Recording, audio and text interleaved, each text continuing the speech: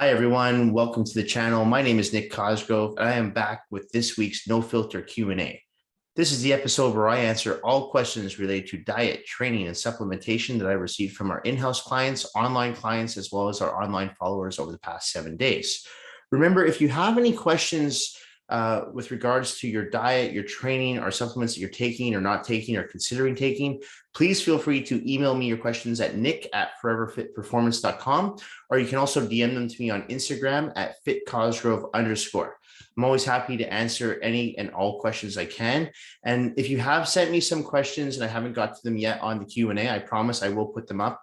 I'm really having a lot of fun with these Q&As, and I really appreciate all the support that I've been getting. So I'm going to keep doing it.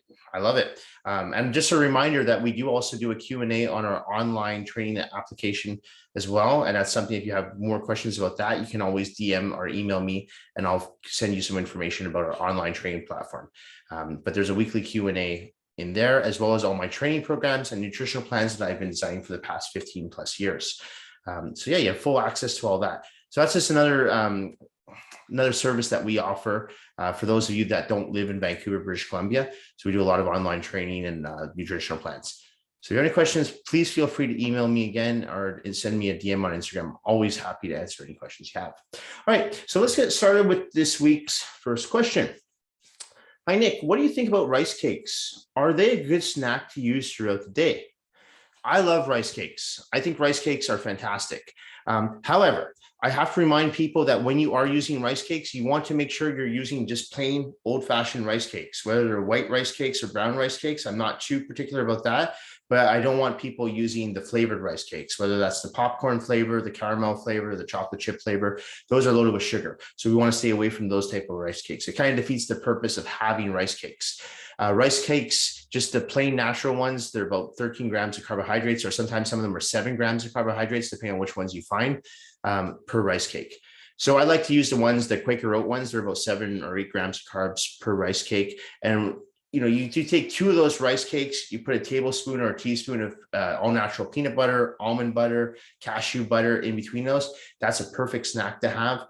And it's also an actual meal that I'll recommend to a lot of my clients who have back-to-back meetings and they don't have time for a whole meal.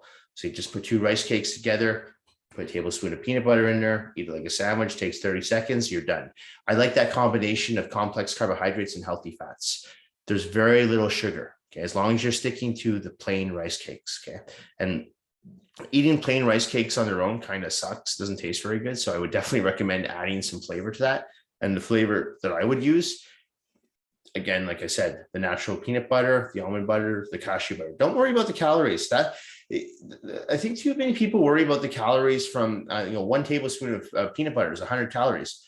Yes, on paper, that's a lot of calories for 1 tablespoon, but it's going to stop you from overeating in your next meal. So you have to remember that too. That's where it comes down to looking at your micronutrients, the quality of the food you're eating. So don't get too caught up on, oh my God, that's 100 calories for 1 tablespoon of peanut butter. Just think, right, but that's going to stop me from overeating later on in the day when I start having cravings for chocolate or for chips or all this other stuff, because that's what fats do. They help keep you feeling fuller for a longer period of time. Carbohydrates will replenish glycogen storages. So that combination of complex carbs and healthy fats, that's going to work perfect.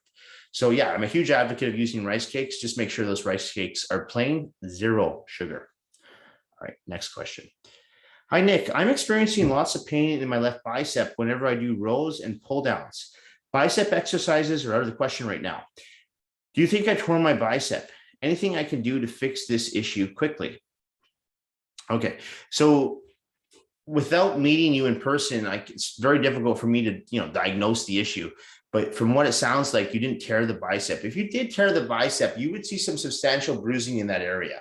Another thing too, if you tear your bicep, when you flex it, it doesn't actually go up. It kind of just goes down. So those are 2 good indicators that you tore your bicep. Now, if you do have either of those issues, I would strongly recommend you go to your doctor and get an x-ray done, because if you did tear your bicep, you're going to have surgery and get it reattached. In this case, though, it doesn't sound to me like you actually tore your bicep. It sounds to me like you elongated your tendon, or you're dealing with some bicep tendonitis, okay? Both very common. And both for future, to prevent this in the future, I would strongly advise, I'm going to do another plug-in here. I don't like doing these plugins, but I have to kind of do them. Use grabbers, okay? And if you don't want to use grabbers, use straps, use lifting straps. Enough of this. I'm trying to strengthen my grip. I use chalk. I'm so tired of that bullshit. If you want to make sure that you maximize your gains and really, really keep the risk of injury low, and you're doing movements like rows and pull downs, you definitely should be using lifting straps or grabbers. The reason why is when you're doing, even if you're not even going that heavy, as soon as the lats start to fatigue, let's say you're doing a lat pull down, as soon as those lats start to fatigue, what takes over? Your biceps. Now, if you're doing a lat pull down with say 120 pounds, or even if it's 80 pounds, it's all comparable to what your body weight is, and those biceps start pulling that down, you're definitely going to risk injury, and then form starts to break. So as long as you're keeping, your grabbers on and your lifting straps, you're going to ensure that the tension remains on your lats and not on your biceps. And I even advise clients when they're doing dumbbell curls to use the grabbers.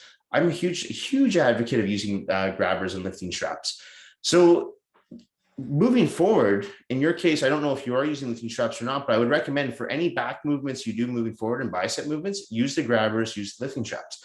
Now, the injury is already there. So what I would recommend doing right now is, if it is an elongated tendon or bicep tendonitis, which I believe is one or the other, I would apply a topical, whether that's Voltaren or Tiger Balm. That'll help alleviate some pain for sure. It'll also take down inflammation. Icing the injury too will help to a degree. But if the injuries happened a few days ago, I mean, icing is not going to do that much, but it should actually help bring down inflammation. I would also recommend not doing any direct bicep work for the time being. Just take 2-3 weeks off any direct back work, or sorry, any direct bicep work. As far as any back movements go, that's something too. You'd really have to kind of gauge that and say, well, on a scale of 1 to 10. 1 being no pain, 10 being pain. If I were doing a seated row, if my bicep starts to feel like a 7 or 8, I wouldn't do it. I would just probably give any back exercises or direct bicep movements about a week to 2 weeks off. Then go back and do them. You can still do presses. You can still train your chest. You can still train your shoulders. You can still train your triceps. You can definitely still train your legs. So it doesn't stop you from working out. It just stops you from doing any movements that involve any curling, pulling, or rowing. Okay. So yeah, apply some topical adhesive to that area. But unless there's bruising, or like I said, the muscle, you flex it and it doesn't go up, it kind of goes down, you most likely don't have a tear. And that's a pretty common injury. But moving forward, if you're not already using them, I would recommend using grabbers or lifting straps. Whether you get them from us or whether you get them on Amazon, I mean, you can buy them on Amazon for $15-20. They make a significant difference. So if you're not using them now, once you've recovered from this injury, I would definitely recommend using them moving forward. And for the time being, apply that topical Voltaren or Tiger Balm 3-4 times a day to the area. Just constantly keep reapplying it, and that'll help actually speed up the recovery. Okay, next question. Hi, Nick. Is there much of a difference between white rice and brown rice? Is brown rice really that much better for us? Man, I'm gonna completely contradict myself now, because I know I just said in that first question, I don't care if you do white rice cakes or brown rice cakes, but when it comes to rice, I advise my clients to consume brown rice. And the reason why, there's more nutrients in brown rice. There's also higher fiber, higher magnesium in brown rice. White rice, on the other hand, has artificial nutrients. I'm really not a huge advocate of using white rice in someone's nutritional plan. Whenever I do that, what happens is, or whenever I don't do that, whenever I've worked with people who have white rice, they tend to overeat. And the reason for that is simple. White rice, what that does, it's going to spike your insulin levels. It's going to fluctuate your blood sugar levels. It's going to make you crave more carbohydrates later on in the day. With brown rice, as I said, it's higher in magnesium, higher in fiber. So it actually is going to stabilize your insulin levels, stabilize your blood sugar levels. So it's not going to actually have you craving more carbohydrates throughout the day. That's incredibly important, especially if you're trying to lose weight. So I would not advise anyone to consume white rice. You want to have it on a cheat meal, go out for sushi, and they go to a sushi place and only has white sushi or white or rice sushi, have it. That's fine. But from your day-to-day, I would definitely recommend sticking with your brown rice. It's the same reason why I don't recommend white potatoes. I recommend sweet potatoes or yams, right? Simply for the complex carbohydrates, quinoa as well. Complex carbohydrates, high in fiber, will help stabilize blood sugar levels, stabilize insulin levels. You're not going to crash throughout the day. You're going to stay nice and even. Okay, so there is a significant difference. And if you're asking my personal opinion, because I know there's a lot of bodybuilders out there and a lot of coaches that love to consume their white jasmine rice, I'm not going to buy it. No, Definitely not. And don't try to sell me on the fact that, well, if you look at the nutritional labels, white rice contains less carbohydrates than brown rice. Yes, that's true, but I don't look at macronutrients only. I also look at micronutrients, the quality of the food that I'm consuming. That's it. Very important. So when it comes to brown rice versus white rice, I would advise you to stick to brown rice. All right, next question. Hi, Nick. I'm running out of Kaizen Whey Isolate protein powder, and as it's completely sold out at Costco and elsewhere. I remember you told me once that you know a Canadian supplement store online that we could buy things from. Can you please tell me the link to this? Also, if I can't find this whey protein powder, which product can I replace this with? Thanks, Nick. So this is an issue you're going to run into over the next few months, especially with the war going on in the Ukraine right now. There's going to be an issue with supply and demand. And I'm already seeing this, and you're probably seeing this now too in grocery stores. And this is going to be an issue moving forward, especially with inflation. So when it comes to with this particular person, this is a client of mine actually who uses the Kaizen Whey Isolate that I recommend people purchase from Costco, and apparently they're sold out now. So here's the thing: it's not that necessarily you have to purchase Kaizen Whey Isolate. As long as it's a whey isolate, for the most part, I'm happy. I'm good with that. But you have to make sure if you're going to consume a whey isolate, there's 3 things you want to look for. Per serving, I always tell my clients you should be looking for at least a minimum of 30 grams of protein per serving. For carbohydrates, it should contain no more than 3 grams of carbs. And for sugar, it should contain no more than 2 grams. So if you're buying a whey isolate, you want to make sure you stick to that 30 grams of protein or more, the 3 grams of carbs or less, or the 2 grams of sugar or less. Okay, that's to me is a good whey isolate. Definitely don't buy basic whey. It's pure garbage. I've spoken about this before. I really don't like whey protein powder. I think it's very hard on the digestive system. It has dairy in it. If you're lactose intolerant, definitely don't consume that. But again, it's also going to contain more carbs and for the most part, more sugar as well. So if you're going to go with protein powder, you want to consume a whey isolate. Now, when you're asking me about the supplements, the websites, there's 2. If you're here in Canada, or if you're in the States, I guess you can order from these places as well. CanadaSupplements.com. Okay, that's one. And the other one is supplementsource.ca. Actually, my apologies. It's supplementscanada.com. I'll put links for both of those websites in the description below, though. But yeah, so I don't believe that either of those websites carry Kaizen whey isolate, but they do carry some whey isolate. So as long as you stick to the 30 grams or more of protein, 3 grams of carbs or less per serving, and 2 grams of sugar or less per serving, you should be okay. But please, if you are going to use a protein powder, just make sure you're using a whey isolate, not basic whey protein. All right, next question. Hi, Nick, what do you think about cashew products? I think they're garbage. I don't like cashew. I think cashew is crap. The products that I've seen from cashew are loaded with sugar. I'll look at something like a bowl of cereal from cashew, and half a cup of cashew cereal is 12 grams of sugar. Who the hell eats half a cup of cereal? Most people have at least a cup of cereal. When you measure it dry, it's at least a cup. It's not very much. So you're looking at 24 grams of sugar for 1 cup. Last week, I mentioned on the Q&A, if you're a man, you should be consuming no more than 30 grams of natural sugar a day. If you're a woman, keeping at about 25 grams of sugar per day. So there's all your sugar in one meal gone. I really don't like cashew products. I don't know how they are able to advertise that they're healthy. Maybe because they have like oat flakes and bran flakes, and they'll use quinoa on their products. But again, this comes down to products that are in a box that stay good for 5-10 years. I wouldn't consume it. Absolutely not. I wouldn't consume it. I don't like it. I like to stick to natural food sources. I don't see anything wrong with using natural food sources. If you were to have half a cup of oatmeal, 1 tablespoon of peanut butter, and throw in some whey isolate for meal number 1, your breakfast, that's going to contain less than 8 grams of sugar. Same thing if you had some Ezekiel bread and you had another tablespoon of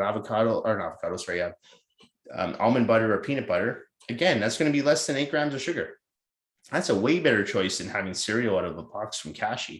So when it comes to cashew products, I've never seen anything that I would feel comfortable recommending to my clients. I've never put any cashew products on any of my nutritional plans. I never will. Unless they come up with some magical food that they're able to keep their sugar content low, it won't be going on one of my nutritional plans anytime soon. All right, next question. Nick, any tips on how to get rid of cellulite? What are your thoughts on rubbing coffee grounds on the area to help reduce cellulite? All right, so two-part question. So let me address the coffee grounds first, because I actually have had this question before. So this is a very, if anyone, and especially I'm sure there's some women out there who are watching this who have Googled this, how to get rid of cellulite. I'm sure you've read online that coffee grounds work. Coffee grounds actually do work to a degree, but it's only a temporary fix. It's not permanent. It only temporarily reduces the appearance of cellulite, but it doesn't actually fix it. You don't get rid of it. I promise you. The coffee grounds is not temporary. It's not a permanent solution. It's a temporary solution. And when I say temporary, I only mean a few hours. Now, unfortunately, I'm going to be real here. You can't get rid of cellulite. Once it's there, it's there. What you can do, though, is you can tighten and firm that area by doing more lower body exercises, whether that means adding more weight, more volume to your lower body workouts, taking your leg workouts up from once a week to twice a week. That can help. That doesn't mean squatting twice a week, but as I mentioned in a previous episode a few weeks back, you could have one day where you're working your quadriceps, one day where you're working your glutes and your hamstrings and calves, right? I think that's the best way to help prevent further cellulite from occurring. And of course, cardio and diet. But once the cellulite's already there, it's very hard to get rid of. And I know there's some clinics out there that can promise with laser treatment, and sure, that might help to a degree, but as far as eliminating it, once those fat cells are there, it's really hard to get rid of them. I know there's some new treatments out there that will help eliminate fat cells. And I don't know enough about those to comment, but if you're asking me to tell you the best way to help prevent them from future cellulite from occurring, I would strongly recommend that you go back to the basics. Look at your leg workouts and say, okay, am I training my legs intensely enough? And I don't even know if you are training legs. You didn't tell me what your lower body workouts look like. But whenever I have a female client that signs up to work with me, I will usually make sure I give them 2 very high volume leg workouts specifically for that reason. I want to prevent cellulite from occurring down the road. Okay. No one wants cellulite, right? So I'm a firm believer that if you can prevent it from occurring, from doing heavy squats, lunges, ball wall squats, Bosu squats, side shuffles, step ups, if you're in a commercial gym, leg press, hack squats, that will definitely help. Okay. It definitely will. And of course, doing your cardio and making sure your diet in check, that will help. But once it's already there, it's very hard to go backwards. So the best thing that you can do is tighten that area by increasing the amount of weight that you're lifting, increasing the volume. That's what I would recommend. And I know it sounds boring, but that's what's going to work. And you got to get to work. You got to do your lower body workouts. That's what's going to help tighten that area. Okay? There's no way around it. No cream, no coffee grounds, none of that bullshit. You want the cellulite to, at least you don't want more of it to come. Get back in the gym, train lower body as hard as you can and intensely as you can, and that will prevent further. And yeah, look into the treatments. Again, I don't know much about them. From my understanding, they're not permanent solutions and they don't get rid of all the cellulite. So don't look for the easy way out. Just right now, train the lower body as hard as you possibly can. And that will at least help keep the area tight. And you shouldn't get any further cellulite as long as your diet's in check and you're doing your cardio. All right. Next question. Hi, Nick. Why don't you like to include dairy in your diets? Okay, so that's not true. I do include some dairy in my diets. It depends, again, on the individual I'm working with. There's some people that I will include Greek yogurt in their diets. No, I'm not a huge advocate of using things like milk or cheese or yogurt. And the reason behind that is because, to me, dairy is not a good source of protein. The argument I'll get from some people, well, it's an excellent source of calcium.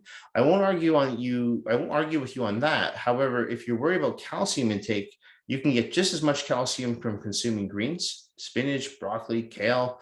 And if you're really that worried, you can also take a calcium magnesium supplement. Dairy itself, though, it's not really good for our digestive tracts. It's not a pure source of protein. And when you're looking at things like milk, for example, milk's very high in sugar, whether it's skim milk, 2% milk, it's very high in sugar. A lot of dairy products, not milk, are high in saturated fat. That's another reason why I don't like including dairy in nutritional plans. And if you look at the Canada Health Food Guideline, the revised version that I believe came out in 2017 or 18, the dairy, the portions of dairy have gone down substantially from what it was back in the 80s and 90s. It's a significant difference now. So even the Canada Health Food Guideline, which in my opinion is still incredibly outdated, they don't even recommend that much dairy anymore. So dairy, to me, the only people that should be consuming dairy, in my opinion, are infants. I think it's great for babies. Just it helps with their bones, but it helps them grow. But after, after say, let's say about a year or a year and a half, I wouldn't recommend consuming dairy to anybody unless you're an infant. So if you're an adult, teenager, no. And it's funny because when I was growing up, those commercials of milk does do the body good. Anyone who's 30 plus would know these commercials, and it was these guys and women who were on these commercials, and they would just like grow all of a sudden from drinking milk. They'd go from this skinny little guy to this big muscular guy from drinking milk. We don't really see those commercials anymore because we know it's not true. So when it comes to dairy, if I have someone who really likes to have yogurt or cheese, I'll say save it for a cheat meal. And with someone who really has a craving for dairy, I'll throw some Greek yogurt on our plan. So I don't eliminate dairy completely, but I don't recommend consuming dairy for most people. No, that's right. Another reason for that is because I believe that all of us, myself included, become a little bit more lactose intolerant as we get older. So dairy is very hard on the digestive tract. So if you're looking to not only just lose weight and build muscle, but just improve your overall digestive system, I would recommend eliminating or at least reducing your dairy intake. All right, next question. Hi, Nick. I don't agree with your statement that you made in your blog this week that a person can't get as good of a workout at home than they can in a gym. I've been training at home for the past 2 years, and although it's not ideal, I feel I still get in a pretty good workout. Curious as to why you don't feel home workouts are beneficial. P.S. Still got lots of love for you. Oh, I got another hater. No, she's not a hater. I know who she is. No, I like that. I like when we're not going to agree on everything, and that's great. I really like, even when I was doing the iron debates back in the earlier COVID days, when I was doing with Pilar and Brandon, we didn't agree on everything, and that's fine. I put some statements out there all the time in my blogs, and I always tell people, if you get easily offended, don't read my blogs. Okay, because I offend a lot of people with my blogs. I'm always going to be honest with my clients. I'm always going to be honest with my online followers, people who read my blogs. And if I'm not honest, I'm doing a disservice, right? So this is my personal opinion. If you were to compare home workouts versus gym workouts, there's no comparison, zero. The reason I listed it in my blog, so if you want, you can go back and read my blog. I'm not going to go over all the reasons why I don't think home workouts are sufficient to gym workouts again. But one of the reasons I don't like home workouts is when you're at home, it's not a motivating environment. How can you get motivated? This doesn't motivate me right now to go lift weights. This is my time to relax. I don't want to be bench pressing and squatting. And second of all, I don't have the room to bench press or squat. If you're like me and you live in a condo, where the hell are you going to have room for a squat rack? Or we're going to have room for adjustable benches or a pulley cable system. Now, if you have the luxury and you live in a big house, in a big garage or big basement, I mentioned this in the blog, and you have room to have a squat rack, pulley station, adjustable benches, multiple dumbbells, kettlebells, great, you're fine. But if you're like most people, you don't have the room for that, and you just have a few sets of dumbbells, yeah, you'll get in a good workout, but you're not going to get in a great workout. And if you were to compare it to a gym workout, again, it's non-comparable. So for those reasons, it's not a motivating environment. You don't have adequate amounts of equipment to use, so you can't add a lot of variation to your workouts. So no, they're not comparable. So what I was writing about in that blog was I was talking about if the pandemic really fucked up our fitness.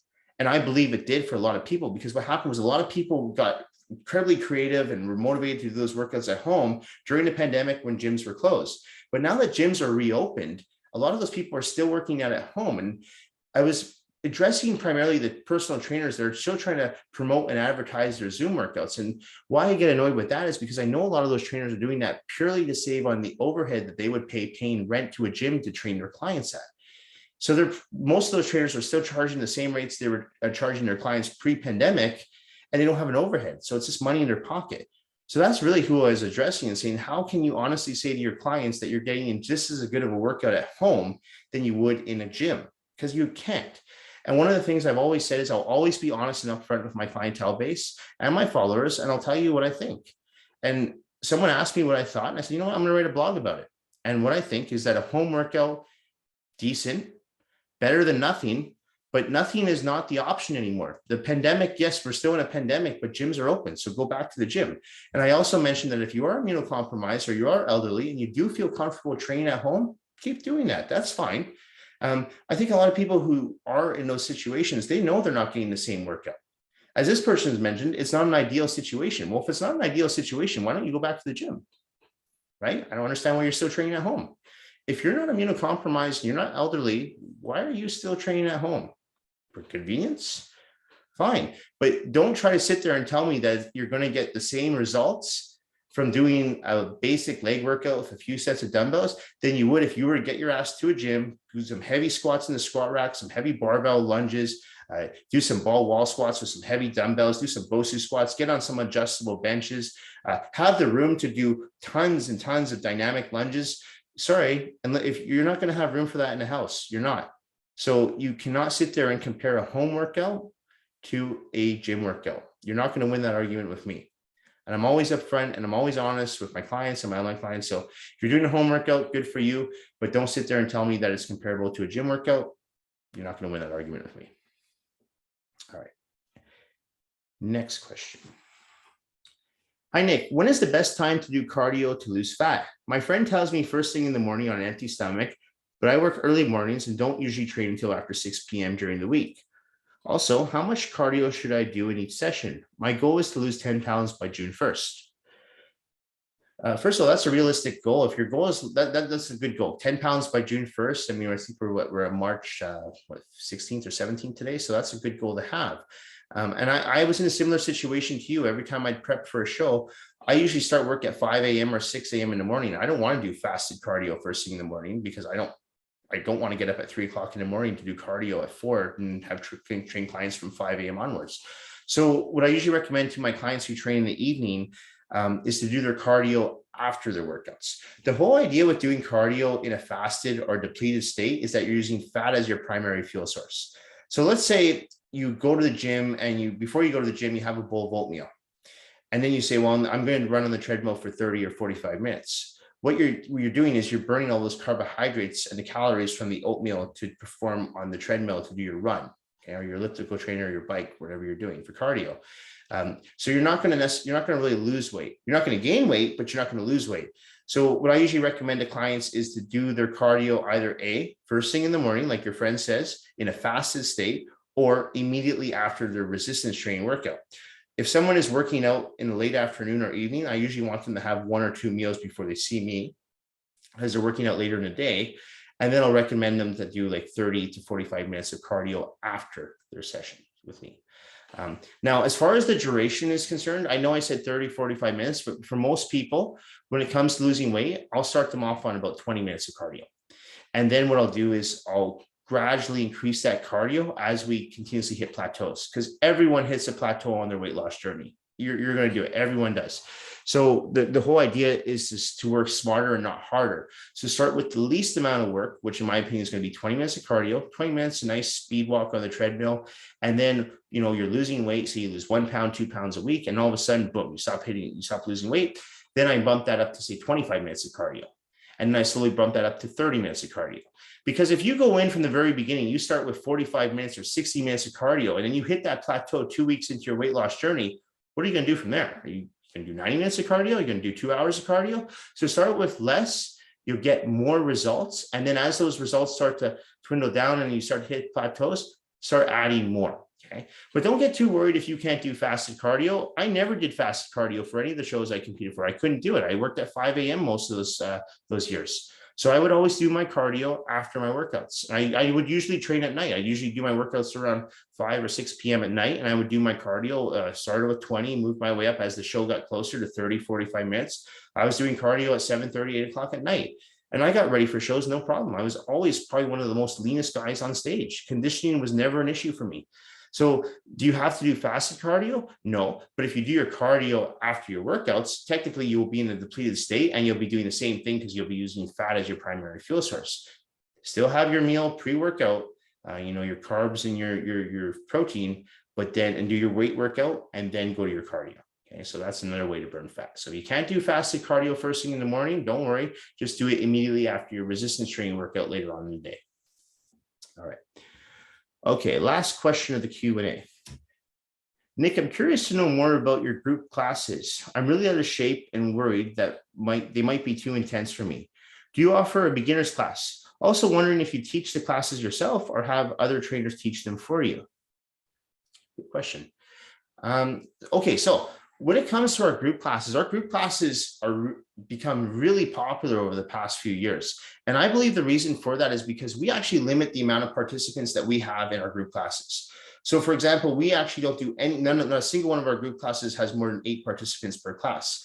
And the reason I keep the classes small is because I feel that the trainer can give more individual instruction to each person in the class. So even though, yes, it's not a one-on-one session, the people that come to those group classes have been training with us usually for a few years. So the trainer knows them quite well. He or she knows that their fitness levels, and they can assess the program according to each person in the class. So if you're working with, say, you're doing a chest and back workout with a group of 8 people, and there's someone in there that has a lower back issue, the trainer can actually give them an alternative exercise on the fly because there's only 8 people. It's not a big deal. If you have 30 people in a class, there's no way that you can customize the workout for each individual, nor can you give the proper instruction. You can't teach proper form or technique. You don't have time to correct everybody. It's impossible. So that's why I like keeping the classes small. And yeah, we charge a higher rate for that, but to me, you get a better value service. When you start doing those classes of 20, 30 people, I feel the service is incredibly, you devalue your service. So what I usually recommend to new clients, especially if they're beginners in the gym, I recommend them to book a few private sessions with either myself or one of our trainers. You're going to benefit from that substantially. Even if it's only 6 sessions or 12 sessions, what you'll learn in those 6 to 12 sessions working with someone one-on-one, you can take to the group classes. And so when you're doing the group class training, you're going to pick up the exercises very quickly. Okay, so I never recommend to a new client to just jump into a group class, especially a beginner. I do recommend, I know personal training is not the most cost-effective option for a lot of people. I understand that, but to me, it's a really good investment, especially for those first few sessions, just to get you warmed up and into a group class. Because the last thing you want to do is jump into a group class and you're the only person there that doesn't know what you're doing, and the instructor is not going to be able to spend the entire 60 minutes with you because there are 7 other people in the class. Right. And I tell this to all beginners because I'm very honest with people who want to sign up and work with us, because I want people to get the best service they possibly can. And I want them to get results. So I'm going to say, look, this is what I would recommend you do. Now, when it comes to our group classes, unfortunately, all our evening classes are completely full at the moment. There are some room in our morning classes. And as far as me teaching the classes, as it stands, I teach 4 classes a week. Okay. They're primarily in the mornings, Monday mornings, Thursday mornings, and Saturday mornings, 6 a.m. Mondays, 6 a.m. Thursdays, and I teach a 8:15 class on Saturday mornings and a 1:15 p.m. class on Saturday afternoons. So if you have any questions related to our group class training or want to join one of our group classes, please feel free to email either myself, Nick at Forever Fit Performance, or our office administrator, Mia Watson at Mia at Forever Fit Performance, and we'll gladly pass you over some information on our group class training as well as our private training services. Anyway, guys, that's it for this week's Q&A. It should be going up on Thursday evening. Remember, if you do have any questions related to diet training or supplementation, please feel free to email me. Okay, or you can DM them to me on my Instagram at @fitcausgrove_. Anyway, guys, thanks so much. And just a reminder, if you do like what you're seeing on our channel, please like and subscribe to our YouTube channel. It means a lot to me. Shows me that you appreciate the content that we're pumping out. I'm constantly putting out videos on Instagram and my stories, so feel free to follow me. And yeah, any questions, send them my way. Okay, guys, thanks for now. Have a great evening. Bye for now.